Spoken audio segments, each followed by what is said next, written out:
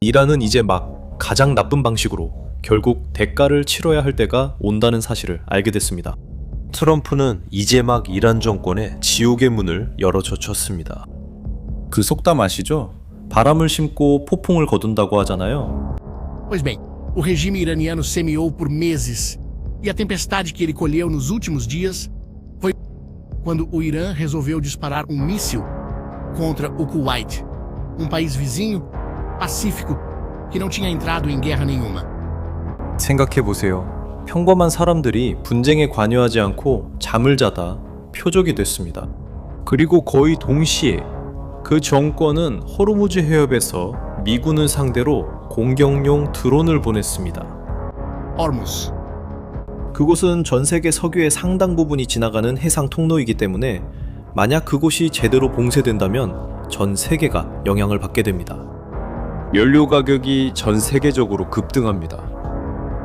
그때 트럼프가 즉시 대응하며 한 발짝도 물러서지 않았고 몇 시간 만에 이란 정권은 도를 넘었다는 걸 깨달았습니다. 하지만 봐요. 이란이 그 미사일을 그냥 쏜 게 아닙니다.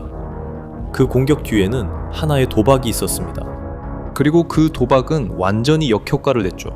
트럼프의 대응은 단순히 공중에서만 이루어진 게 아니었으니까요. 세 경로로 동시에 진행됐습니다. 그리고 그중 하나는 어떤 폭탄보다도 훨씬 더 아픈 지점을 정권에 타격을 줬습니다. 이 선택을 이해하려면 우리는 잠깐 과거로 돌아가야 합니다. 몇 달째 이란과 서방은 진짜로 식지 않은 전쟁을 계속하고 있습니다. 휴전이 있긴 했지만 그건 매우 취약했습니다.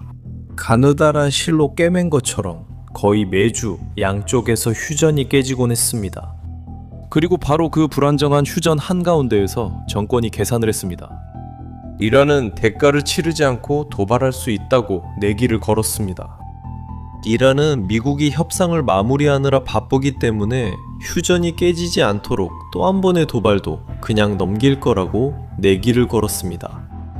그 정권은 인내심을 약함으로 착각했습니다.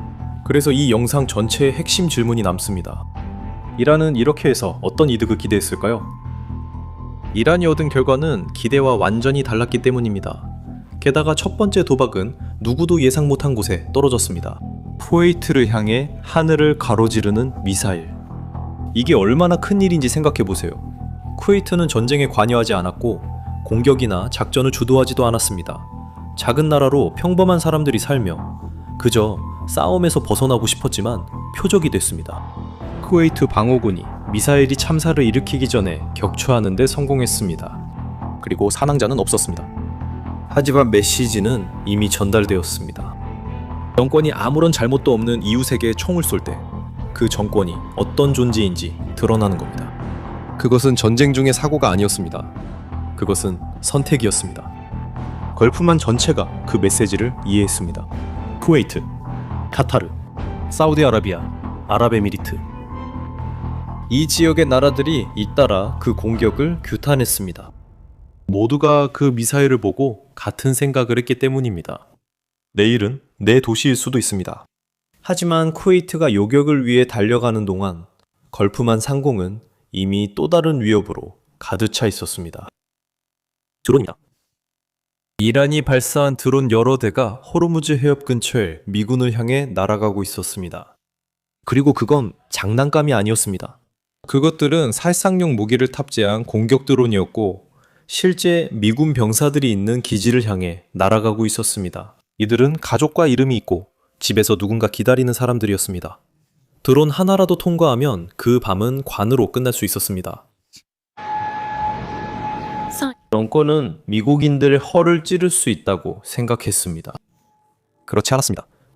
미국 군대는 이미 경계 태세를 갖추고 있었고 모든 움직임을 주시하고 있었습니다. 그리고 드론이 목표물에 가까워지기 전에 격추시켰습니다. 하지만 대응은 방어에 그치지 않았습니다. 미군은 위협의 근원지까지 가서 발사가 조정되던 이란 내의 통제센터를 타격했습니다. 그리고 그 메시지는 분명하면서도 무거웠습니다. 떠오르는 드론마다 감지되고 추적당하고 격추될 것입니다. 그리고 버튼을 누른 사람도 표적이 됩니다. 이것이 첫 번째 공중 전선이었습니다. 거칠고 눈에 띄고 즉각적이었습니다. 하지만 드론을 격추하는 건 별거 아니었습니다. 정권을 진짜로 뒤흔든 타격은 아무 소리도 나지 않았습니다. 왜냐하면 미사일과 드론이 헤드라인을 장식하는 동안 미국은 가장 아픈 곳을 노렸기 때문입니다. 본이었습니다. 미국 재무부는 이란이 호르무즈 해협에서 수익을 올리기 위해 직접 만든 구조를 제재 명단에 올렸습니다. 강제 통행료였습니다. 즉, 정권이 선박들에게 지나가게 해주겠다며 돈을 받았던 겁니다.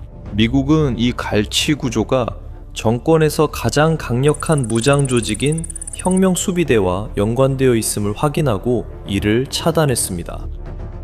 은행, 보험사, 해운회사들 모두에게 경고가 내려졌습니다. 이제부터 이란의 통행료를 지불하면 미국의 처벌을 받게 됩니다. 진짜 타격은 바로 여기서 시작됩니다. 왜냐하면 이란 같은 정권은 오직 한 가지로만 움직이기 때문입니다. 돈입니다. 민병대에 지급할 돈입니다. 동맹을 지원할 돈입니다. 정권을 공대외에서 지탱하는 기계를 유지하기 위한 돈입니다. 보세요. 드론을 격추시켜도 그는 또 만듭니다. 하지만 돈줄을 끊으면 전체 기계가 멈추기 시작합니다. 민병대는 돈을 요구하고 사령관은 자원을 요구합니다. 선박은 위험을 피해 도망가고 회사는 사라집니다. 미사일은 건물을 파괴합니다. 하지만 제대로 된 제재는 정권이 계속 싸울 수 있는 능력을 파괴합니다. 생각해봐요. 전쟁을 이기는 건 장군이 아닙니다. 강군에 월급을 주는 사람이죠. 그 돈을 끊으면 군대 전체가 내부에서부터 무너지기 시작합니다. 여기에는 아주 오래된 논리가 있습니다. 위협으로 원하는 것을 얻으려는 사람은 언젠가 그 위협이 자신을 향하게 된다는 것을 알게 됩니다. 그래서 이 전선, 조용한 전선이 가장 큰 상처를 남겼습니다. 그리고 그건 돈에서 끝나지 않았습니다. 같은 시각 1000km가 넘는 떨어진 곳에서 정권의 네트워크가 다른 나라에서 추적당하고 있었습니다. 레바논에서는 이스라엘 공군이 베이루트 남부의 한 지역에 있는 건물을 공격했습니다. 이 지역은 이란과 연계된 무장단체들이 있는 곳으로 알려져 있습니다. 표적은 혁명 수비대와 연계된 미사일 조직의 책임자로 지목된 남성이었습니다. 이 조직은 정권의 힘을 국경 밖으로 확장시키는 같은 체계의 일부입니다.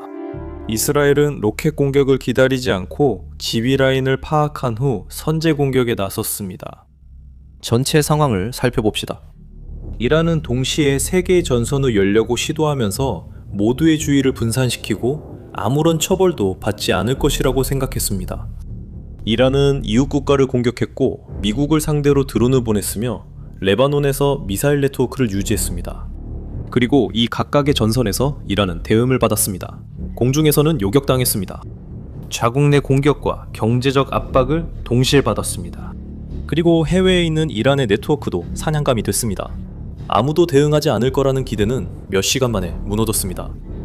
하지만 이 이야기엔 마지막 조각이 남아 있습니다. 이것이 정권을 가장 불편하게 만듭니다. 왜냐하면 이 모든 압박은 이유 없이 이루어진 것이 아니었기 때문입니다. 분명한 목적이 있었습니다. 이 모든 상황 속에서 협상 테이블이 마련되고 있었습니다. 그리고 이란은 그 협상 테이블에 당당하게 도달하고 싶어 했습니다.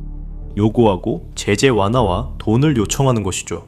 하지만 드론이 하나씩 격추될 때마다, 제재가 가해질 때마다, 그들의 네트워크에 타격이 가해질 때마다 협상 테이블에서 누가 주도권을 쥐고 있는지가 바뀌었습니다. 사실 이란은 동등한 입장에서 협상하길 원했습니다. 그리고 그럴 위치가 아님을 알게 됐죠. 그게 큰 차이점입니다. 도발하고 얻어맞은 뒤에 협상 테이블에 오는 사람은 아무 조건도 내세울 수 없습니다. 그저 자신의 손해를 줄이려고 할 뿐입니다. 그래서 그 오래된 속담이 여전히 유효한 겁니다. 바람을 심으면 폭풍을 거둔다. 이란은 몇 달 동안 위협과 두려움, 도발을 퍼뜨려 왔습니다. 소화의 때가 오지 않을 거라고 생각했죠. 하지만 그때가 왔습니다. 정권은 자신의 모든 힘을 보여주고 싶어 했습니다. 하지만 결국 자신의 한계를 드러내고 말았죠. 하지만 이 이야기는 아직 끝나지 않았습니다. 그리고 바로 여기서 당신이 등장합니다. 이런 대응 이후에 당신은 이란이 물러설 거라고 생각합니까? 아니면 여전히 보복을 시도할까요? 여러분의 의견을 댓글로 남겨주세요. 왜냐하면 저는 하나하나 다 읽어보거든요. 이 영상이 여러분이 실제로 무슨 일이 일어나고 있는지 이해하는 데 도움이 되었다면 좋아요를 눌러주시고 이걸 꼭 봐야 할 사람과 공유해주세요. 그리고 다음 분석을 놓치지 않으려면 채널 구독도 해주세요. 다음 영상에서 만나요.